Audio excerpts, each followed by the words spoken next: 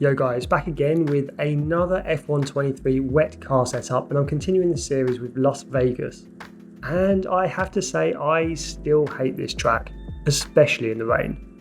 When it comes to creating a setup, you either go a little bit higher downforce and get really punished along that back straight, or you go low downforce and you're basically just hanging onto the car through the corners. For this wet setup, I've increased the aero quite substantially over our dry setup, more than I normally would, because it was just so incredibly hard to hang onto the back of the car through some of these corners. For the aero, I've gone 17 on your front wing and I've gone 15 on the rear. Then for the transmission, I've gone 50 on throttle diff, and I've actually increased the off throttle diff to 56.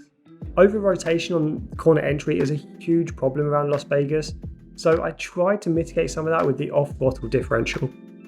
For the geometry, I've gone minus 2.6 and minus 1, and then 0 and 0.12 on the toe. For the suspension, I've softened things down a little bit, but not too much. Gone 24 and 5 on the suspension itself. Then I've gone 9 and 4 on the ARBs, and 35 and 39 on the ride height. Now for the brakes, I've gone 95% pressure, but I've actually increased the brake bias towards the front a little bit, gone 57%. Again, just to try and avoid some of that rear lock-in on corner entry. Then for the tyres, I've lowered things down quite substantially, gone 23 PSI on both front tyres and 20.3 on both rears.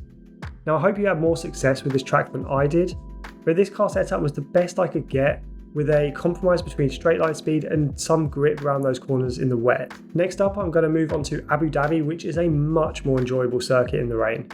Until then guys, I will see you on track.